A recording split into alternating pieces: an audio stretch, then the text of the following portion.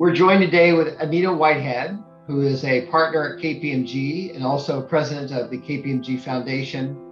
And equally important is our incoming chair of the board of directors for Global Impact, and a longtime friend and someone I've admired in her work, but also how she uses her story to make a global impact.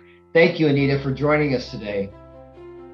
Thank you, Scott. I'm so grateful for this opportunity, and I think there's such equal admiration for you as well. Well, I appreciate that, and you have been such an important person in not only my last decade, but hopefully the next few years beyond. But can you share with the audience a little bit about your own personal story and how that has helped to shape your journey? Sure, I'd be happy to. So if I think about my story, it obviously starts with my parents. My dad came to the United States in the 1960s because my grandfather was supporting a United Nations diplomat. Dad went to college in New York City at Pace University and went back to India to get married, and my mom soon followed. The economy was tough those days. It was in the 70s, which led my dad to moving us around a lot. Looking back at my childhood, it was always centered around a move. You see, by the time I was 12, we moved over 10 times. My dad always talks to me about this because he believes that this moving made me a resilient person. But I always joke with him that, Dad, I never had actually any friends because we kept moving. So I remember all of these moves, but the one that really stays with me was when I was 9.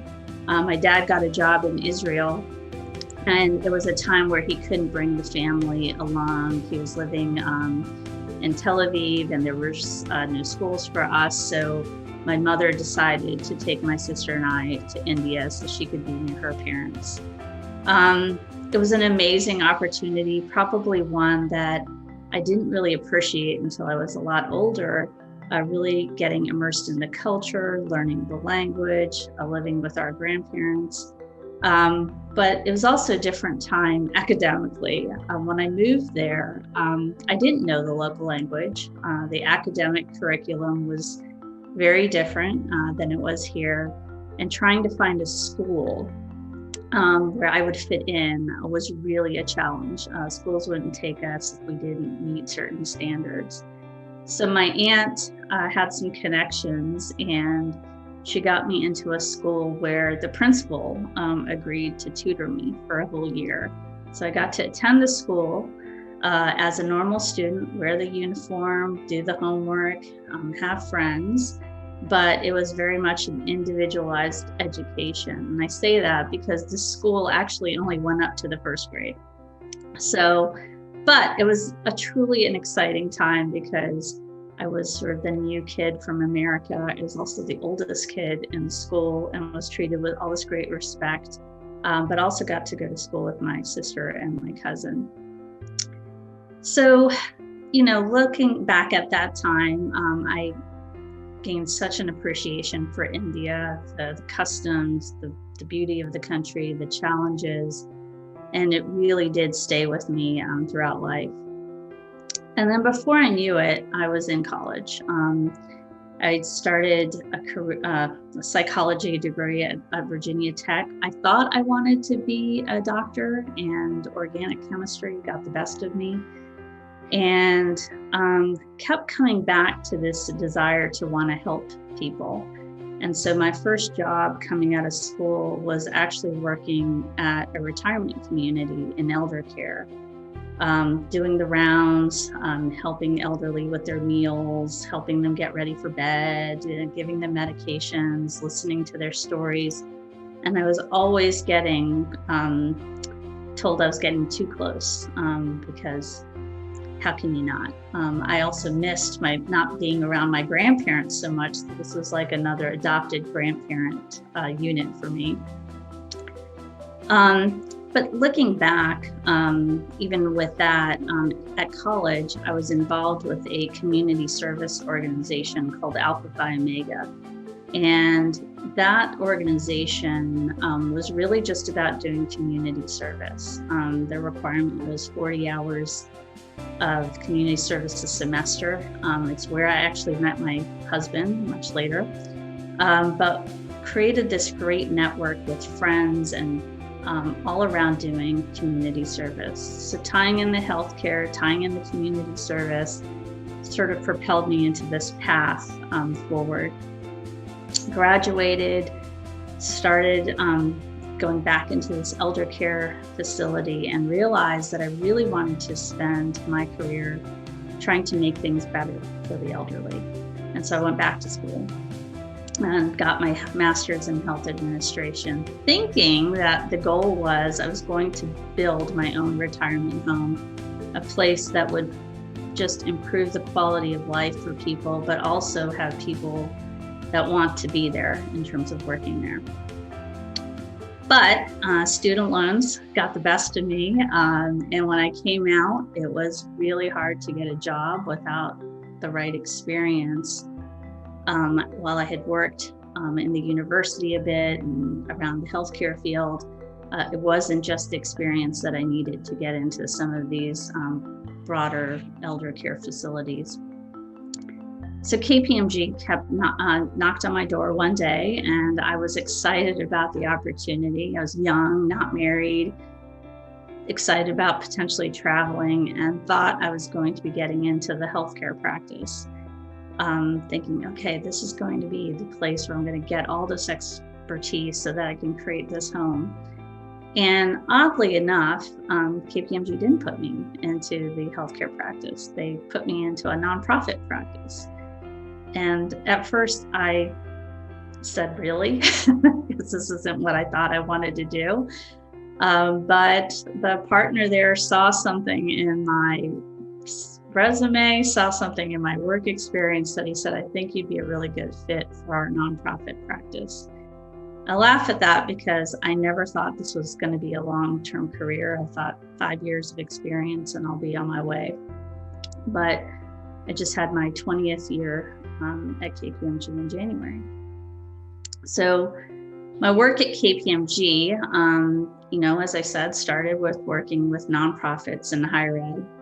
I got thrown into evaluating grant programs globally. Didn't really know much about foundations, didn't know much about grants, but I really did get to see the globe. I traveled to Latvia, Lithuania, South Korea, Fiji, China, India. I even got to go home. And it was such an amazing experience because I think for me, it just opened my eyes into the world's problems and connected me with nonprofits that were really trying to solve these problems and make their own global impact.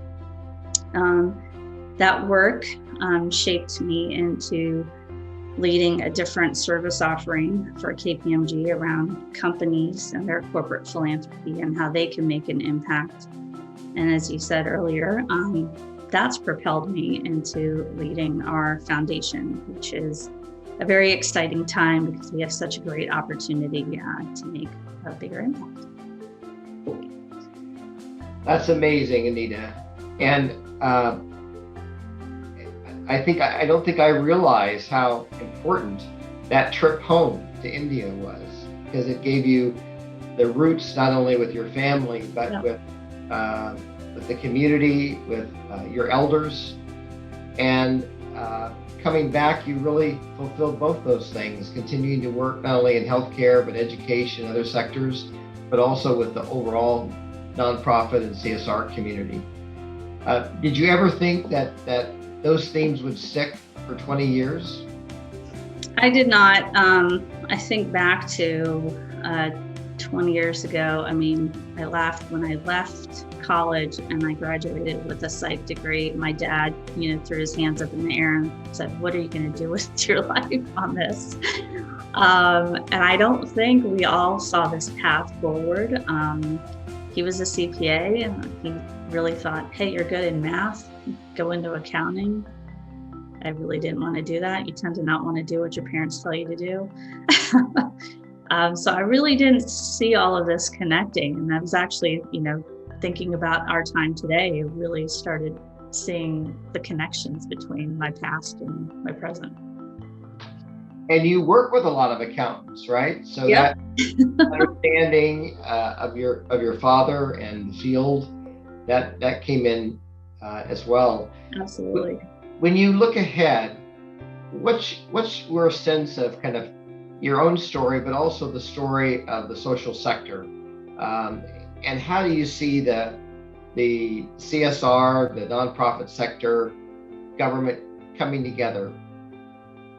I think our current state right now with COVID and racial justice, and it's really starting to propel greater partnerships and connectivity. There's no more of this, I can do it myself.